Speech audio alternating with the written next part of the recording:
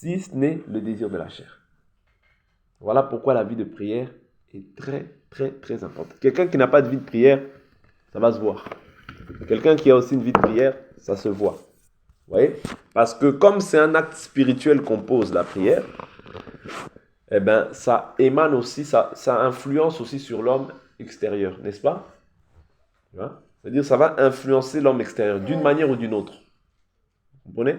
Ça va forcément influencer sur l'homme extérieur. Mais si l'homme intérieur n'a pas compris que d'abord, tu dois avoir un culte, c'est-à-dire ta vie doit être un culte que tu rends à Dieu, tu verras que comme ta vie n'est pas encore un culte que tu rends à Dieu, même physiquement comme ça, une petite maladie, tu commences, les maladies, tout va t'entraîner. Or, l'esprit a la capacité d'influencer l'âme, et l'âme a la capacité d'influencer aussi la chair. Mais si ce n'est pas le cas, qu'est-ce qui va dominer? C'est la chair. Vous voyez? Ouais, si ce n'est pas le cas, c'est la chair qui va dominer. Et l'esprit va être faible. Vous voyez? Voilà pourquoi tu peux subir des attaques facilement. Je vous prends toujours cet exemple. Lorsque Moïse avait les mains levées, vous voyez, Josué dominait sur Amalek. Mais lorsqu'il baissait les bras, Amalek avait la domination. N'oubliez pas ces choses-là. Ce sont des principes liés à la marche. Tu ne peux pas être un chrétien qui n'aime pas la prière. C'est-à-dire que tu n'as rien compris au fait d'être chrétien. Être chrétien, en réalité, c'est sacrifier. Est-ce que vous comprenez? Être chrétien, c'est offrir des sacrifices tout au long de ta vie. Est-ce que vous comprenez? Je prends une écriture que j'ai lue ce matin. Et après, on va commencer le partage. Je prends une écriture. Je suis dans le livre d'Hébreux. Hébreux chapitre 10, verset 11. Tout sacrificateur se tient à son poste chaque jour pour faire son service et offrir souvent les mêmes sacrifices qui ne peuvent jamais ôter les péchés. Il se tient comment? Chaque jour pour offrir des sacrifices. Est-ce que vous comprenez? Et dans le partage que nous avions vu, nous avions parlé des sacrifices. Vous voyez? Le Seigneur avait dit à Moïse, laisse partir mon peuple afin qu'il me rende un culte dans le désert. Ouais. Et dans le culte, nous avons vu qu'il fallait sacrifier. Il fallait offrir à Dieu des sacrifices. Ouais. Et le sacrificateur, lui, offrait chaque jour. Aujourd'hui, Dieu a fait de nous un royaume de sacrificateurs.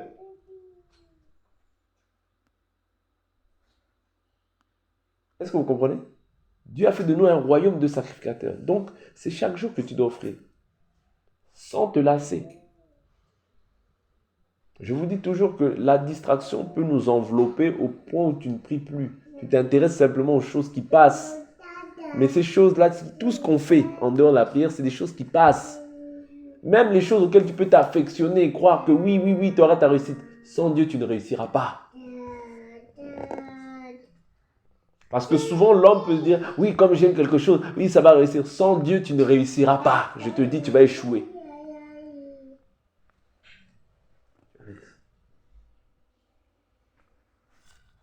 Donc, voilà un peu pour la petite exhortation. Tu dois comprendre que la première des choses, c'est de mettre Dieu au centre de toute chose. Je répète ces choses-là parce que pour vous, elles sont salutaires et pour nous tous, elles sont salutaires. La Bible nous dit, tu aimeras le Seigneur ton Dieu de tout ton cœur, de toute ton âme, de toute ta pensée, de toute ta force. D'abord, mets Dieu au centre de tout ce que tu fais. Avant toute chose, tout ce que tu peux faire dans ta vie, mets d'abord Dieu en premier. Quand tu mettras Dieu au centre, tu réussiras. Parce que Dieu lui-même a dit, je connais des projets que j'ai formés pour vos vies. Vous voyez? Projets de paix et non de malheur. De bénédiction et non de malédiction. Amen. Donc, reprenons notre partage quant à ce qui concerne le jugement. Donc nous avions vu le jugement par rapport à Moïse, on ne va pas revenir sur ça. Nous avons vu aussi que Moïse était l'image de Christ, Christ, lui, lorsqu'il allait être élevé et que les gens allaient fixer le regard vers lui, ils recevront la vie. Vous comprenez? Donc, quand tu fixes tes regards vers Jésus, tu reçois la vie. Donc, toi, tu es passé maintenant de la mort à la vie. La condamnation n'est plus ton partage. Et nous avions vu que pour parvenir à la vie, il y aura toujours des obstacles, en quelque sorte, si on peut le dire. Parce que quel était l'obstacle qui avait fait que plusieurs en Israël étaient morts? C'était le fait qu'ils murmuraient. Vous voyez? En gros, ils avaient quelque chose qui appartenait à l'adversaire. Ok? L'adversaire. Donc, quand tu as quelque chose qui appartient à l'adversaire, tu dois faire tous tes efforts, implorer la grâce de Dieu afin de te séparer de ces choses-là. Parce que c'est cette chose-là, cette petite chose-là, que tu considères comme étant petite,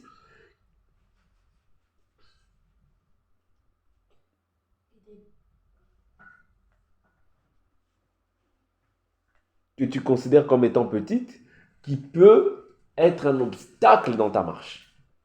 Je prends un exemple. Lorsque Akan avait péché, vous voyez, la tribu tout entière d'Israël a été détruite.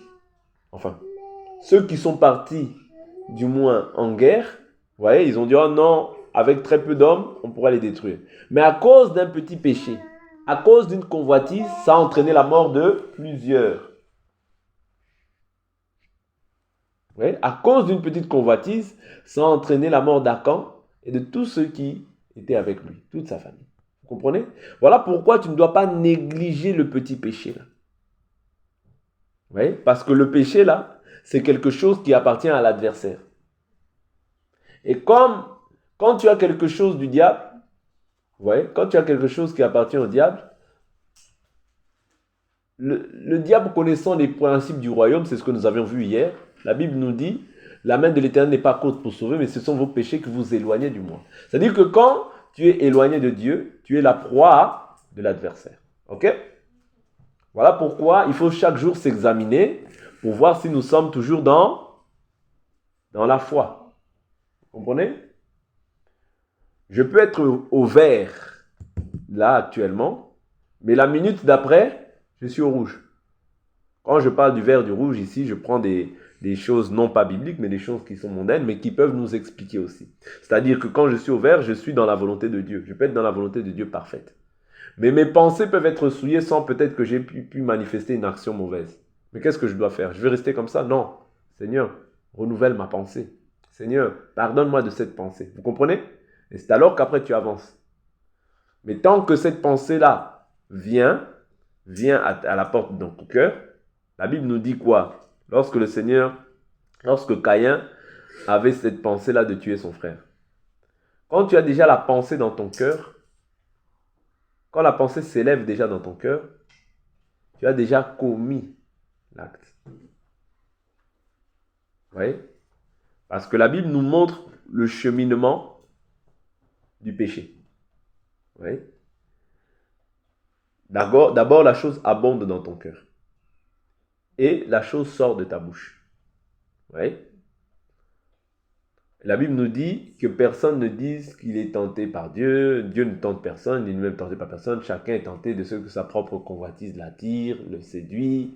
La convoitise, une fois après avoir pris forme, vous voyez, enfante le péché. Le péché parvenu à son terme engendre la mort. Vous voyez? C'est-à-dire qu'il y a tout un processus.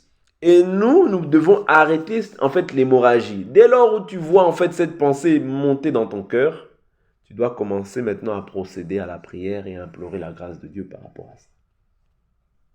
C'est ce que nous avions vu hier aussi en disant que Israël, qu'est-ce qu'ils ont fait? Lorsqu'ils ont vu la mort frapper dans le camp, qu'est-ce qui s'est passé? Certains se sont repentis. Repentis de quoi? De leur action, d'avoir critiqué Dieu et Moïse et du pain méprisable qu'ils mangeaient chaque jour, qui était la manne. Vous voyez, parce que c'était un miracle. Chaque jour, en fait, ils recevaient quelque chose venant de Dieu, de la nourriture venant de Dieu. Vous voyez? Donc ici, nous avions parlé de la repentance, qui est un acte aussi qui est de Dieu.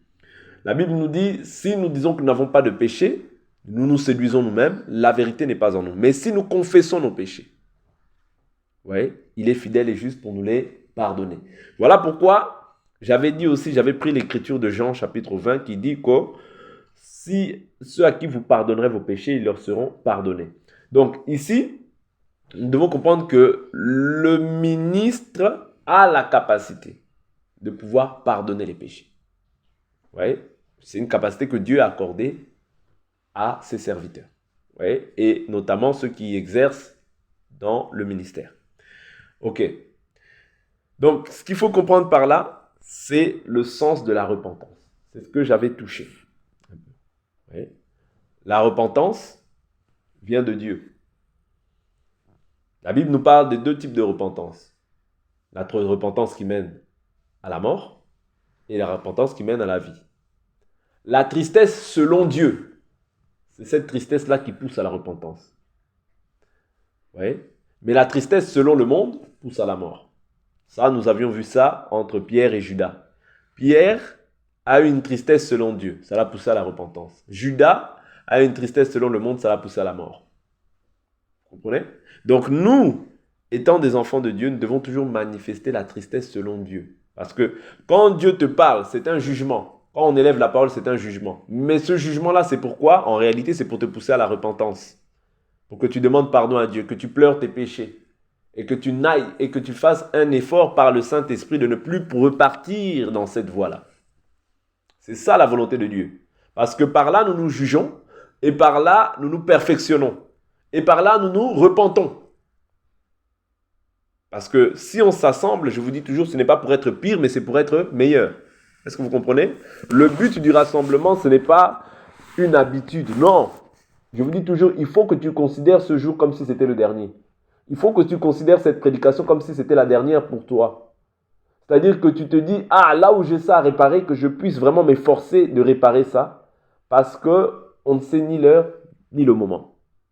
Vous voyez? Il faut être prêt. Il ne faut pas se dire, demain je serai prêt, après-demain je serai prêt. Il faut se dire, je suis prêt. Vous voyez? Si le Seigneur vient aujourd'hui, je pars. Est-ce que vous comprenez? Parce que c'est ça notre objectif. Le Seigneur vient, on part tous. Parce que nous languissons tous après ce que le Seigneur a dit. Il a dit, je m'en vais vous préparer une place. Afin que là où je suis, que vous y soyez aussi. Vous voyez? Voilà pourquoi, comme nous languissons après cela, chaque jour nous devons nous maintenir prêts. Voilà pourquoi, voilà le but du jugement. Le but du jugement, c'est pour nous perfectionner.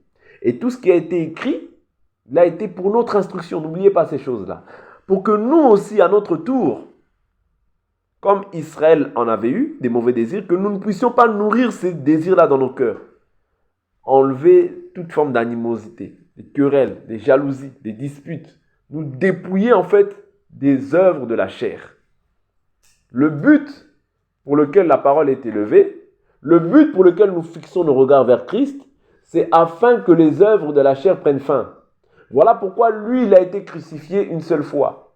Il a été crucifié pour que toi, tu ne puisses plus vivre selon la chair. Ouais, la chair doit être crucifiée. Voilà pourquoi quand tu acceptes Christ, la croix, c'est le lieu de la mort. Je vous ai toujours dit. La croix, c'est le lieu de la mort où on crucifie quoi? La chair. C'est quoi qui a été crucifié sur le bois? C'est la chair. Est-ce que vous comprenez? Maintenant, si Jésus vit, il vit par l'Esprit. Est-ce que vous comprenez? De la même manière aussi, toi, comme tu as accepté Christ, la mort doit être constatée dans ta vie afin qu'on voie maintenant le fruit de l'Esprit. Le fruit de l'Esprit. Qui est l'amour. L'amour va engendrer la joie va engendrer la paix, la bonté, la bonté, la fidélité, la maîtrise de toi. Mais c'est une seule graine qui a fait cela. C'est la semence de Dieu, c'est la parole qui est en toi, qui va produire tout cela.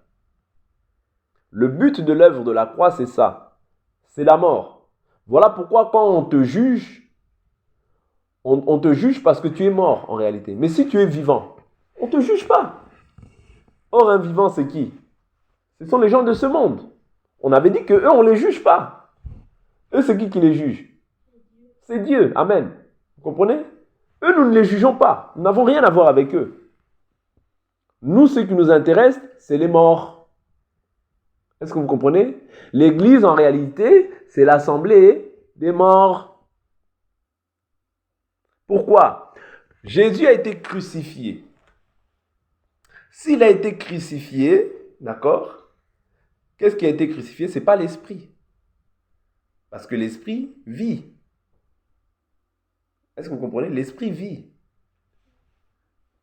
Mais c'est la chair qui a été crucifiée. Voilà pourquoi la croix, c'est l'endroit pour toi où tu dois mourir. Où on doit constater que, elle était comme ça. Mais comment ça se fait qu'elle est devenue comme ça? Pourquoi? Parce qu'elle est passée par la croix. Est-ce que vous comprenez? Comme tu passes par la croix, d'accord? La croix, c'est ton arrêt de mort. Ouais, c'est le lieu de la mort pour toi. Vous comprenez? C'est l'endroit où on doit constater que cette personne-là ne vit plus comme tout le monde. Ouais, cette personne-là a mis un terme maintenant à sa vie ancienne, mais maintenant, elle vit maintenant en nouveauté de vie. C'est très important. L'œuvre de la croix, n'oubliez jamais ça. C'est l'œuvre où Jésus a été jugé. Ouais. Et nous tous, nous devons être jugés par rapport à ça. Voilà pourquoi si tu dis que tu es chrétien, je dois constater une différence entre l'ancienneté de vie et la nouveauté de vie. Tu ne peux pas être pareil avant et après, ce n'est pas possible. Un cadavre, quand on le voit, ça sent mauvais. D'ailleurs, même quand tu vois un cadavre, quand tu vois quelqu'un qui est mort, sa face a changé, tout a changé. Vous voyez, il est méconnaissable. C'est ce que nous devons être aussi vis-à-vis des gens de ce monde. Est-ce que vous comprenez? Ou c'est difficile ce que je suis en train de dire? Le cadavre doit produire une odeur de mort pour ceux qui sont destinés à la mort. Mais une odeur de vie. C'est-à-dire pour nous ici, d'accord? Quand nous nous rencontrons, quand je vois que tu as des bonnes œuvres, de bons fruits, je comprends que tu es maintenant mort à ce qui est lié au monde et que maintenant tu vis réellement pour Christ. Parce que Christ, maintenant, la Bible nous dit, on va prendre cette écriture rapidement, dans 2-3 minutes on finit.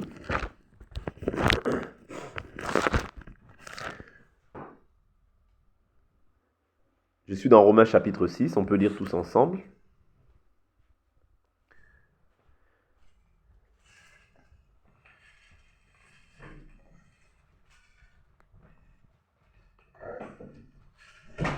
Romains chapitre 6, verset 5. En effet, si nous sommes devenus une même plante avec lui par la conformité à sa mort, nous le serons aussi par la conformité à sa résurrection. Nous savons que notre vieille nature a été crucifiée avec lui. Vous comprenez? Ça, c'est à la croix. Ta vieille nature doit être crucifiée à la croix. Afin que ce corps de péché soit réduit. Vous voyez? Soit réduit à quoi? À l'impuissance. C'est-à-dire que ce corps-là ne peut plus avoir la puissance. Comment est-ce que tu vas détruire les désirs de ce corps? Nous l'avions dit au commencement de ce partage. C'est par la prière. Ouais, par les sacrifices que tu vas offrir, tu vas détruire la puissance de l'homme ancien qui agissait en toi. Et que nous ne soyons plus esclaves du péché. Est-ce que vous comprenez? Si en réalité tu es encore esclave du péché, cela veut dire que ton vieil homme n'a pas encore été crucifié comme il se doit. Est-ce que tu comprends? Parce que quand tu es mort, la Bible nous dit quoi? Car celui qui est mort est quitte du péché. Ça veut dire entre toi et le péché, il n'y a plus rien à voir en réalité. Ouais. Celui qui est mort. Là, il précise, celui qui est mort est quitte du péché. Mais si tu n'es pas mort, tu demeures encore dans le péché en réalité. Voilà pourquoi, facilement, tu peux être attaqué. Parce qu'il y a beaucoup de gens qui pensent qu'il faut simplement être baptisé. Bon, j'ai reçu le... C'est bon. Non. Il faut maintenant être quitte du péché, car celui qui est mort. Mais aujourd'hui, il y a beaucoup de morts vivants. C'est ça le problème que nous avons. Des gens qui sont morts, mais qui sont encore vivants. Or, je vous ai toujours dit que si on voit un mort vivant, on va fuir. Oui. On va fuir parce que nous ne sommes l'assemblée des morts. Parce que nous sommes censés être morts au péché. Mais si maintenant tu manifestes la vie ancienne, oui, on ne peut pas voir la mort en toi. C'est compliqué. Oui. Donc, c'est très important de comprendre cela. Je finis dans 1 minute. Il dit, or, si nous sommes morts avec Christ, nous croyons aussi que nous vivrons aussi avec lui. Sachant que Christ ressuscité d'entre les morts ne meurt plus. La mort ne domine plus sur lui. Vous voyez? Car il est mort, c'est pour le péché qu'il est mort. Une fois pour toutes. Et maintenant qu'il vit, il vit pour Dieu. Ainsi vous-même, considérez-vous comme mort au péché et comme vivant pour Dieu en Christ Jésus. Que le péché ne règne donc pas dans votre corps mortel et n'obéissez pas à ses convoitises. Vous voyez? Donc, si tu es mort, tu ne peux plus obéir à ton autre maître. Parce que lorsque tu as accepté Christ, tu as changé de maître. Est-ce que vous comprenez? Mais lorsque maintenant tu demeures dans le péché, ou bien tu vis dans le péché, tu obéis à un autre maître, c'est-à-dire à ton ancien maître, qui est censé être mort à la croix. Vous voyez? Et nous, quand tu viens dans l'assemblée comme ça, on va toujours élever la parole. Comme ça, ton péché va être révélé. Et quand ton péché sera révélé, tu vas te conformer à la parole. Parce que nous, le but pour lequel nous sommes ici, c'est pour nous conformer à la parole. Pas pour nous conformer aux pensées des hommes. Non. On refuse toute pensée humaine. On veut se conformer à ce que Dieu a dit. C'est ça qui nous importe. Amen. N'oubliez pas le jugement dans la maison de Dieu. C'est nécessaire. Parce que cette parole-là, c'est la parole du jugement. Jésus a dit, je suis venu jeter un feu. Vous voyez? Donc, nous sommes là afin de nous perfectionner, afin de nous améliorer et afin que le péché ne règne pas dans nos membres. Jusqu'à la fin. Parce que la Bible nous dit, exhortez-vous chaque jour sur votre très sainte foi. Afin que quoi? Personne ne s'endurcisse par la séduction du quoi? Du péché. Parce que le péché, je vous dis toujours, a la capacité de te séduire, de t'attirer, de te séduire et de t'endurcir. Au point où quand on va te parler du Seigneur, tu vas commencer à toujours justifier. Et ça, sache que le diable s'est déjà élevé dans ta vie. La chair a déjà pris une grande place dans ta vie. Voilà pourquoi faisons très attention. Le péché n'est pas ton ami. Quand tu constates des choses qui montent toujours dans ton cœur qui sont mauvaises, commence toujours à prier. J'insiste sur ces choses-là. Vous voyez? Donc on va s'arrêter là pour aujourd'hui. On continuera demain par la grâce de Dieu. On va prier.